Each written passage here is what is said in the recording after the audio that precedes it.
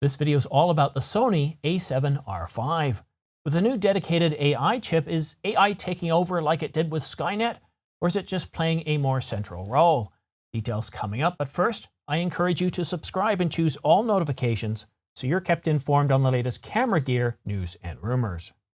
Sony Alpha Rumors just updated us with 2 more leak specs on the Sony a7R5. The a7R5 has 693 phase detect autofocus points on what will be a brand new AI-based autofocus system. Terrific. Well, we now know that the new autofocus system that's going to be pioneered in the Sony a7R5 is going to have 693 autofocus points. Yeah, not really a big specification at all in terms of coverage. Well, we don't know if it's going to be full sensor coverage, 90% coverage, 80% coverage, or anything like that. The real news here isn't the leaked information about how many autofocus points that the a7R5 has. It's about that dedicated AI chip. I don't know if this has been triple confirmed or not, but we've been seeing this an awful lot on Sony Alpha Rumors, and it certainly makes sense. A brand new autofocus system that's going to employ deep learning, a technology that other camera companies have used, such as Canon. But this new autofocus system that Sony's putting in the a7R5 is new, it's improved. And Sony already has arguably one of the best autofocus systems in the stills hybrid market. Canon and Sony are the 2 leaders here. And Sony coming out with a brand new system that's going to be using a dedicated AI chip.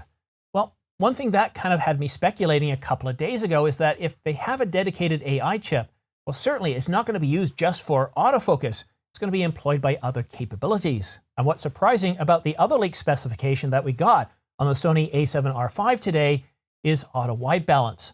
The new auto white balance capability in this camera is going to use deep learning artificial intelligence technologies. If you're using manual white balance or setting the temperature yourself, well, obviously this isn't going to have an impact. But will the improvements be dramatic enough that you'll now start using auto white balance? And when I'm shooting run and gun, I'm always changing the scene. I'm always changing the angle of the camera to the view. And that means changing the f-stop. It means changing the ISO. It means changing so many different things, including the white balance. So I usually let it float, but I'm always chimping to make sure that things look good. To have a more accurate auto white balance capability, yeah, it makes a difference. I get it. For those of you that do not use auto white balance, I get it. When you're shooting in a studio like I'm shooting here, the preset that I have the Canon EOS R5 on, it doesn't use auto white balance. I'm not going to take that change because my lighting doesn't change from one video to the other. A video that I shot about 500 videos ago has the exact same settings, so I set the white balance manually, as I do many other settings. But run and gun, shooting outside, having improved capabilities, having deep learning artificial intelligence technologies helping us set the white balance more accurately so that we don't have to think about it, helping us with the autofocus system. I wonder what other technologies or capabilities are going to be employed in this camera, what other benefits we might see from artificial intelligence. I really get a sense that Sony in this new camera, the real story isn't going to be the new 61 megapixel sensor, the new image processor, or many other capabilities that this camera has. I really get a sense that the artificial intelligence within this camera, while it's not going to be Skynet biblical proportions, I do think it's going to play a more prominent role in giving us enhanced capabilities over the a7R4. And it's great to see that artificial intelligence is maturing, that we're seeing it in more capabilities. And if you want to know what else the a7R5 is going to employ using artificial intelligence technologies such as deep learning, go ahead and click subscribe, followed by choosing all notifications. By choosing all notifications, as soon as I publish a new video like this one here, you'll get notified by YouTube, so that way you can stay up to date on all the latest happenings regarding the a7R5.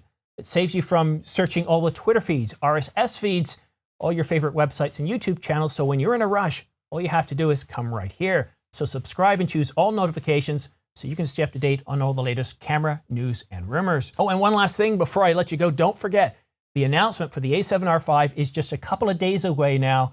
We're talking about October the 26th at 10 a.m. Toronto, New York time, Montreal time, or 3 p.m. London time. That's London local time. So really exciting to get this camera finally announced this week.